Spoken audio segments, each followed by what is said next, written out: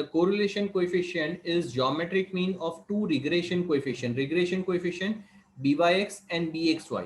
ये दो regression coefficient है, उसका geometric mean, you need to remember this word, it is geometric mean. जो हम, और मैंने आपको फॉर्मूला भी दिया है कि r equals to under root byx into bxy. ठीक है, तो ये byx into bxy, there are two components and that's why we are finding two root. ठीक है, तो that is geometric mean. ये याद रखना, correlation coefficient is geometric mean of two regression coefficients.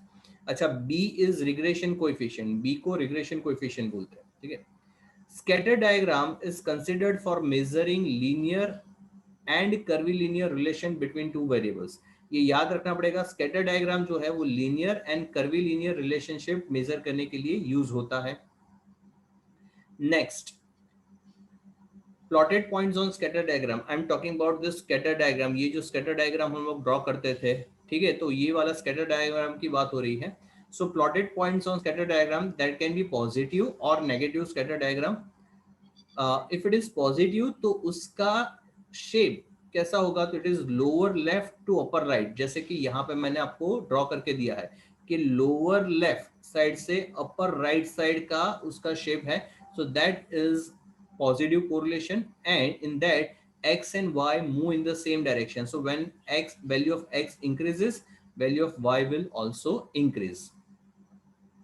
upper left to lower right, now we are talking about negative. So upper left to lower right, यानी कि upper left to lower right तक का direction होता है, and where x and y deviate in opposite direction. So when the value of x increases, value of y decreases. So जैसे जैसे x का value बढ़ता जाता है, y का वैल्यू कम होता जाता है, and that's why we can say there is negative correlation. Correlation aims at establishing relation between two variable. अच्छा, यहाँ पे मैं आपको एक जनरल पॉइंट्स, कुछ पॉइंट्स दे रहा हूँ कि कोरिलेशन के एम क्या क्या रहते हैं. तो पहला एम है establishing relation between two variables, measuring the extent of relation between two variables. दो वेरिएबल है, उनके बीच में रिलेशन कितना स्ट्रांग है या कितना वीक है, कितने एक्सटेंट तक रिलेशनशिप स्ट्रांग है, वो जानने के लिए कोरिलेशन यूज होता है.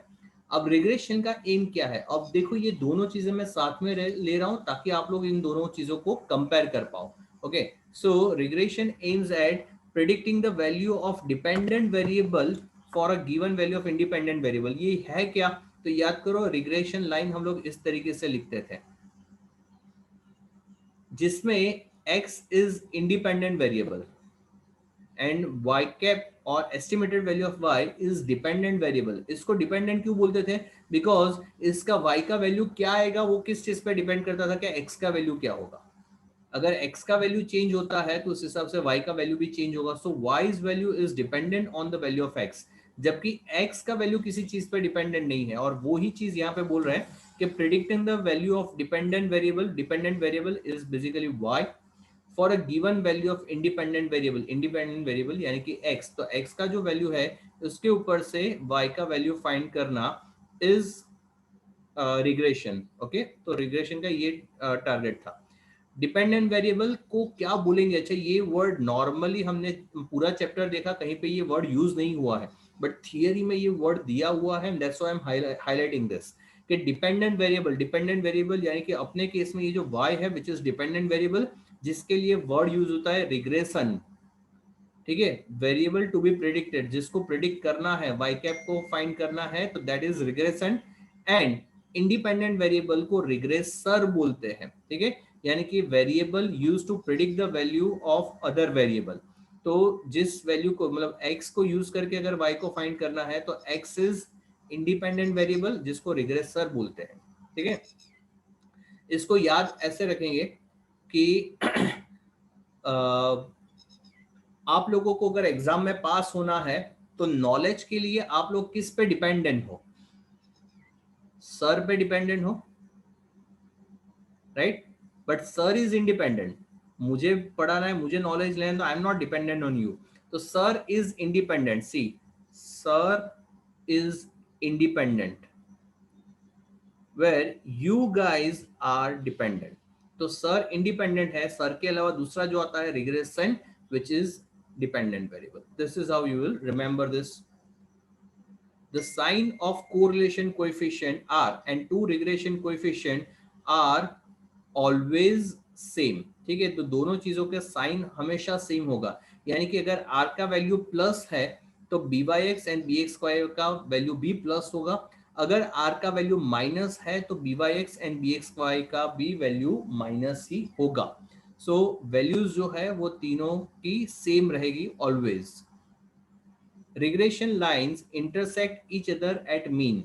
ठीक है, तो ये याद रखना कि रिग्रेशन लाइंस जो है मतलब कि B Y x and B x Y, तो वो दोनों एक दूसरे को कौन से पॉइंट पे इंटरसेक्ट करती है, तो जहां पे एक्स बार एंड वाई बार मिलता है वहीं पे वो दोनों एक दूसरे को इंटरसेक्ट करती है. ए इज कॉल्ड इंटरसेप्ट. ए के लिए वर्ड जो यूज होता है वो इंटरसेप्ट, हमने नोट्स में भी लिखा हुआ है the very first page of regression, जहां पे हमने फॉर्मूला लिखा है वहीं पे मैंने आप लोगों को लिखवाया था कि A is called intercept and B is called slope of lines, और रिग्रेशन कोएफिशिएंट भी उसको बोला जाता है. ठीक है, so B is regression coefficient. Next, अब देखो ये एनालिसिस, इसके ऊपर आपको थियरी भी पूछा जा सकता है, इसके ऊपर कैलकुलेटिव एग्जांपल भी पूछा जा सकता है जिसमें एक्चुअली कैलकुलेशन होता नहीं है, बट एग्जांपल को देखकर आपको लगता है कि अच्छा यहाँ पे कैलकुलेशन करना पड़ेगा. See, change of origin is what. So change of origin is basically plus and minus. And what is change of scale? So change of scale is multiplication and division is change of scale. Okay, तो correlation coefficient यानी कि r is independent of change of origin and change of scale. यानी कि अगर हमारे पास x series है, y series है, जिसमें कोई एक अमाउंट हम लोग ऐड कर रहे हैं या माइनस कर रहे हैं या मल्टीप्लाई कर रहे हैं या डिवाइड कर रहे हैं, तो भी हमारे आंसर में कोई फर्क नहीं पड़ेगा, r उतने का उतना ही रहेगा. लेकिन अगर हम लोग रिग्रेशन कोएफिशिएंट की बात करें यानी कि B Y x and B x Y, तो it is also independent of change of origin. Change of origin यानी कि प्लस माइनस से रिग्रेशन में भी कोई फर्क नहीं पड़ेगा. लेकिन अगर हम लोग चेंज ऑफ स्केल की बात करें यानी कि मल्टीप्लीकेशन एंड डिवीजन, क्या तकलीफ है भाई साहब,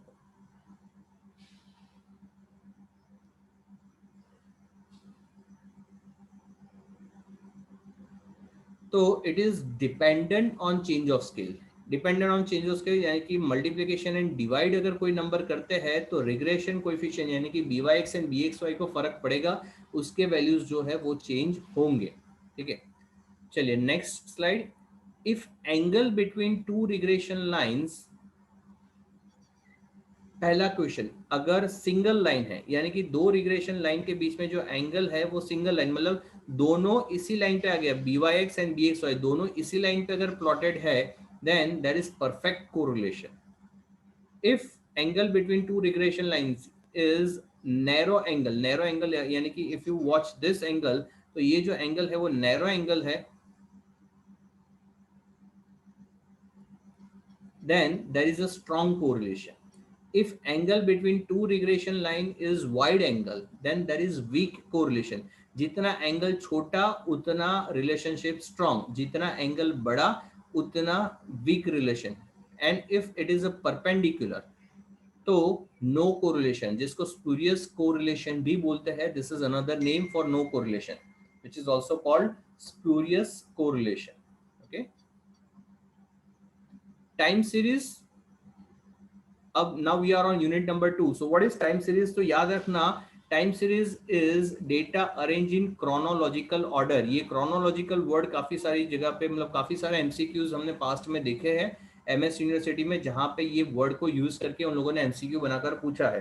तो याद रखना कि time series is related to chronological. जब भी आपको ये क्रोनोलॉजिकल वर्ड दिखता है मतलब कि टाइम सीरीज की बात हो रही है. Time series helps in to compare two और मोर सीरीज, दो या दो से ज्यादा सीरीज को कंपेयर करने में काम लगता है. टू मेक प्रिडिक्शन, प्रिडिक्शन करना है, मतलब कि अगर हमारे पास 1901 से लेकर 2011 तक का डेटा अवेलेबल है पॉपुलेशन का, कि भाई हर साल पॉपुलेशन कितना था, तो 2021 में पॉपुलेशन क्या होगा वो अगर एस्टिमेट करना है तो टाइम सीरीज को यूज करके हम लोग एस्टिमेट कर सकते हैं. To know the behaviour of the business, business का बिहेवियर जानना है तो इसके लिए भी टाइम सीरीज काम लगता है. Number of components in time series, you should know this. There are 4 components in time series. One is trend, second is seasonal variation, third is cyclical fluctuation, and fourth is irregular और random changes. If you remember, हमारे syllabus में ये दोनों के calculations थे. Examples में सिर्फ ये दोनों चीजें हमारे सिलेबस में थी, लेकिन थियरी के लिए ये चारों चीजें हमारे सिलेबस में है. ठीक है, तो थियरी चारों की देखनी है, लेकिन एग्जाम्पल सिर्फ पहले 2 के थे. इसके ऊपर से एडिटिव मॉडल हमने बनाया था. एडिटिव मॉडल मतलब कि एडिशन करना है. ठीक है, तो एडिटिव मॉडल यानी कि जब एडिशन करते हैं तो ये चारों चीजों को एडिट करके, अरे यार, तो ऐड करते हैं तो वो हमें एडिटिव मॉडल मिलता है. जब चारों चीजों को हम लोग मल्टीप्लाई करते हैं तो हमें मल्टीप्लिकेटिव मॉडल मिलता है. तो ये याद रखना, आपको एग्जाम में पूछ सकते हैं कि what is the additive model of time series. So basically ये चारों चीजों को ऐड करना is additive model. And what is multiplicative, तो चारों चीजों को मल्टीप्लाई करना is multiplicative model. Linear trend of time series indicates constant rate of growth. अब ये याद रखने वाली चीजें हैं, यहाँ पे कोई लॉजिक नहीं है, एक्सप्लेनेशन नहीं है, but you should remember this. Linear trend of time series क्या,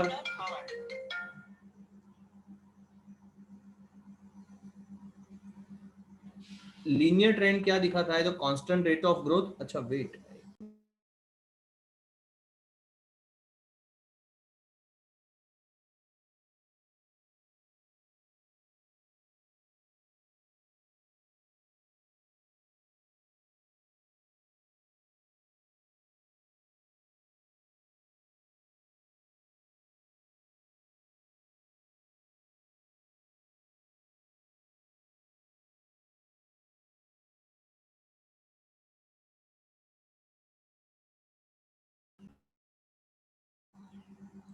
okay, so linear trend of time series indicates constant rate of growth, constant rate of change,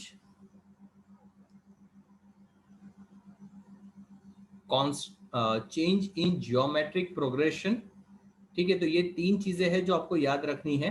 linear trend of time series, linear trend of time series. अच्छा, ये it is not only about time series, it is linear trend, that is the word I am using. So linear trend क्या चीज दिखाती है, constant rate of growth, constant rate of change and change in geometric progression.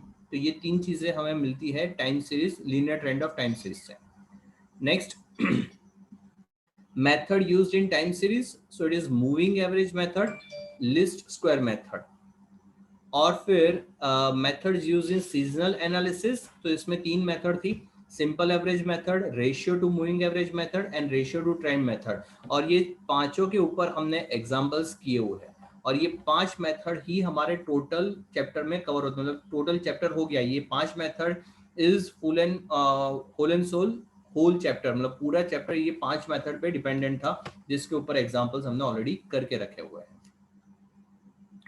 Trend analysis, so when we are talking about trend analysis, it is long term trend, because trend analysis के अगर आप formula देखो, moving average and least square method, इन दोनों में हमने yearly data use किया था, जबकि सीजनल एनालिसिस में हमने weekly, quarterly, half yearly data हमने यूज किया था. सो trend analysis is long term, important component of time series. Time series का इंपॉर्टेंट, अच्छा ये भी एक एमसीक्यू पूछते हैं कि which is important component of time series. So it is trend analysis which is important component of time series, denoted by YT. ये भी याद रखना कि trend analysis is denoted by YT. Most widely used method, list square. अब trend analysis में भी हमने देखा कि 2-3 मेथड है, तो ये 2 मेथड में से कौन सा मेथड सबसे ज्यादा यूज होता है, तो it is list square method which is widely used. Most simple method कौन सा है, तो it is moving average method. याद करो, 3 year moving average, 5 year moving average find करते थे, which was very easy to calculate, and that's why that is the simplest method. So that is simple method. Seasonal analysis, it is short term, which is less than 1 year method. Not possible to analyze yearly or annual data. तो seasonal analysis है जिसमें yearly data analyze करना possible नहीं रहता है, and it is denoted by ST, seasonal analysis. Seasonal analysis में most widely use method कौन सा है? तो याद रखना, it is ratio two moving average method. Ratio two moving average method सबसे ज्यादा यूज होता है। एंड मोस्ट इंपॉर्टेंट फैक्टर कौन सा है? तो weather and social customs, because यही चीजें हैं जिसकी वजह से सीजन बाय सीजन चीजें या डेटा जो है वो चेंज होता है। So weather and social custom are two important factors of seasonal analysis. Season change क्यों होती है? तो आइदर वेदर चेंज होता है इसलिए किसी चीज का सेल्स जो है बढ़ता है, कम होता है, या तो फिर सोशल कस्टम, जैसे कि उत्तरायण आया तो काइट का सेलिंग बढ़ जाएगा, या दिवाली आया तो क्रैकर्स का सेलिंग बढ़ जाता है। तो दीज आर सोशल कस्टम जिसकी वजह से वो पर्टिकुलर सीजन आता जाता है। And it repeats in 12 month. Normally जो सीजन होती है वो हर 12 महीने में रिपीट होती है। If trend is absent, use simple average method. अगर ट्रेंड नहीं है, कोई ट्रेंड दिख नहीं रहा है, तो सिंपल एवरेज मेथड यूज करना है। ठीक है, ये याद रखना। ये सारी चीजें एमसीक्यू से उठाई हुई चीजें हैं। तो when you start solving the MCQs, ये सारी चीजें आप लोगों को काम लगेगी। cyclical analysis, cyclical analysis which is denoted by CT, oscillations. Oscillations, अच्छा ये एक वर्ड याद रखना, ऑस्किलेटर्स या फिर oscillations which is related to cyclical analysis. और पूरे स्टैटिस्टिक्स में कहीं पे भी ऑस्किलेशंस वर्ड यूज होता नहीं है। तो अगर आपको एमसीक्यू में ऑस्किलेशन वर्ड यूज होता है तो that means they are talking about cyclical analysis. और ये क्वेश्चन पूछा भी जाता है कि four oscillators are used in dash analysis, so it is used in cyclic analysis. अच्छा, कौन से चार ऑस्किलेटर्स हैं? Prosperity, recession, depression and recovery.